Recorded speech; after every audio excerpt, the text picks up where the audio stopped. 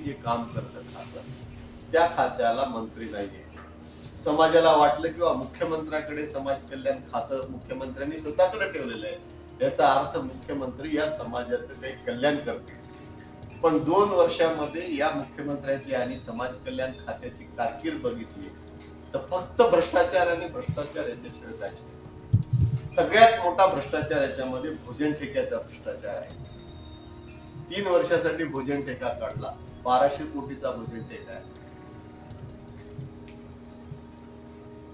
महाराष्ट्रामध्ये गरीब माणसं गावागावामध्ये भोजन ठेका चालवत होते. त्या भोजन ठेक्याचं एकत्रित टेंडर केलं. अशा जाचक आणि किचकट अटी टाकल्या की ज्याच्यामध्ये लहान बिचारे लोक येऊ नये अशा पद्धतीच्या सगळ्या जाचक अटी टाकल्या. आणि ज्या या राज्याला लुटून खाण्यासाठी ज्या 3 एजन्सी आहेत तुम्हाला माहिती आहे, क्रिस्टल, ब्रिक्स आणि बीव्हीजी, या 3 एजन्सीला काम मिळण्यासाठी त्यांनी अटी शर्ती टाकल्या. मग 50 कोटीचा टर्नओव्हर पाहिजे, 25 लाखाची ईएमडी पाहिजे, 750 लेबर कामगार कार्यालयाकडे रजिस्टर पाहिजे. कुठल्या मागासवर्गीय माणसाकडे हे असणार आहे असं मुद्दामपणे ठरवून मुख्यमंत्र्यांनी आणि 1200 कोटीचं टेंडर दिलं. त्याच्यामध्ये 20% कमिशन घेतलं. आणि आपण सगळे जागरूक पत्रकार आहात. आजही या शहरामध्ये जवळपास माझ्या माहितीप्रमाणे 13 वसतिगृह आहेत. जिल्हे आर्कला मोठा 1000चं वसतिगृह, तिथं जाऊन विचारा. भोजन ठेकेदार जुनाच आहे, पण ह्यांच्या नावावर प्रत्येक विद्यार्थ्यामधला 1000 रुपये ते गोळा करतात. जेवणाचा दर्जा अत्यंत निकृष्ट आहे. विद्यार्थी ओरडतात, विद्यार्थ्याच्या ओरडला कोणी विचारत. म्हणजे 20% कमिशन घेतलेलं एक कमिशन वसुलीची सुरुवात आहे. म्हणजे मुख्यमंत्र्यांनी मागासवर्गीय विद्यार्थ्यांसाठी चांगल्या योजना आणण्याच्या ऐवजी गावागावातले लोक होते, गरीब माणसं होते आणि गरीब माणसाची चांगलं जेवण देत होते, याची तक्रार झाली तर त्याचा ठेका बंद करत होते. पण आज तुम्ही कुठल्याही समाज कल्याण अधिकाऱ्याला विचारा, या ठेकेदाराला नोटीस सुद्धा देण्याची हिंमत नाही. नोटीस दिली तर त्याची बदली होती. माझी तुम्हाला सगळ्याला विनंती की तुम्ही एकदा समाज कल्याणच्या वसतिगृहाला भेट द्या आणि विद्यार्थ्याच्या समस्या. हा सगळ्यात मोठा घोटाळा. त्याच्यानंतर 30 संस्था होत्या ज्याच्यामध्ये तुम्ही म्हणाल की माझी पण आहे. त्याच्यात 30 संस्था होत्या.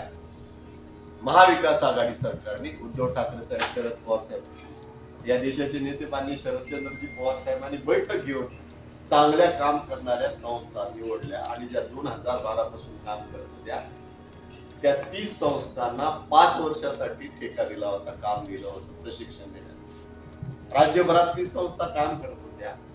हे सरकार आलं आणि मुख्यमंत्र्यांनी आमच्या साताऱ्याच्या सेंटरच्या एका सेंटरच्या संचालकाला बोलवलं, मुख्यमंत्र्यांच्या एका नातेवाईकांनी, आणि आम्हाला 21% मागितले. म्हणजे 20% मुख्यमंत्र्याचे आणि 1% त्या माणसाचे. आणि तुमचे 300 कोटीचं टेंडर होतं 5 वर्षासाठी, 60 कोटी रुपये द्या. 30 संस्था चालक बिचारे मागासवर्गीय समाजातले गरीब असलेले 60 कोटी रुपये देऊ शकले नाही.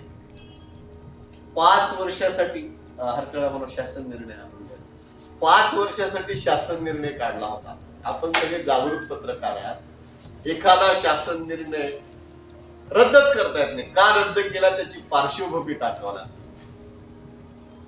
पण या सरकारने तो शासन निर्णय 30 ऑक्टोबर 23 ला रद्द केला आणि त्याच्यामध्ये सांगितलं की आम्ही सर्व सारथी, महाज्योती, बार्टी या सगळ्या संस्थांचं समान धोरण राबवणार आहोत. मला आपण सांगा पत्रकार मित्र, सारथी मराठा समाजासाठी काम करते, टीआरटी आदिवासीसाठी करते, बार्टी एससी साठी करते, महाज्योती ओबीसी साठी करते. आपल्या राज्यातल्या या सगळ्या समाजाच्या वेगवेगळ्या समस्या आहेत, त्या सगळ्या समस्या एकत्रित करता येतील का? त्या सगळ्या संस्था एकत्रित करण्याच्या नावावर हे 5 वर्षासाठी महाविकास आघाडीने दिलेला करार रद्द केला. 60 कोटीची मागणी केली आणि आज ते 30 संस्थांमधले किमान 1000 कामगार देशोधडीला लागले बिचारे, ज्यांना 5 वर्षासाठी ऍश्युरन्स मिळालं होतं. संस्था चालक आणि 5 वर्षासाठी काम मिळाल्यामुळे माझ्यासारख्या अशा संस्थांनी इन्फ्रा उभं केलं होतं सगळ्यांनी. तर ठीक आहे, माझ्याकडे तर खाजगी क्लासेस जे बिचारे खाजगीवर आहेत त्यांचं चालू आहे, पण जे गव्हर्नमेंटच्या अश्युरन्सवर त्यांनी बँकाचं कर्ज घेऊन काम करत होते ती संस्था बुडाले आणि 1000 कर्मचाऱ्याला घरी बसवण्याचं पाप या मुख्यमंत्र्यांनी या राज्यात केलं. 50 कोटीची पुस्तक खरेदी झाली. आपण वाचलं असेल, 100 रुपयाचं जे पुस्तक होतं ते 800 रुपयाला खरेदी केलं. 200 कोटीची फर्निचर खरेदी झाली आपल्या ह्या सगळ्या वसतिगृहासाठी. 1500 रुपयाला मिळणारा टेबल 7500 रुपयाला, 500 रुपयाला मिळणारी गादी 5500 रुपयाला. म्हणजे शिंदे सरकारने त्यांनी राजश्री शाहू महाराजांच्या जयंतीला सुद्धा सोडलं नाही. कोल्हापूरला राजश्री शाहू महाराजांच्या जयंतीमध्ये 10-20 लाखाच काम केलं आणि 2 कोटी रुपयाचं बिल उचललं. त्याच्यामध्ये या राज्याचे माजी समाज कल्याण सचिव सुमंत बागे यांच्या भाचीला. म्हणून समाज कल्याण मध्ये प्रचंड भ्रष्टाचार सुरू आहे.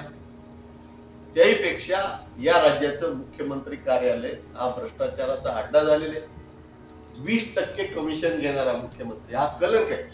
या महाराष्ट्राने शरदचंद्र पवार साहेबांसारखे, यशवंतराव चव्हाण साहेबांसारखे, विलासराव देशमुख साहेबांसारखे, मनोहर जोशी साहेबांसारखे मुख्यमंत्री बघितले की कुठल्याही मुख्यमंत्र्यावर अशा पद्धतीचे डायरेक्ट भ्रष्टाचाराचे आरोप होत नव्हते.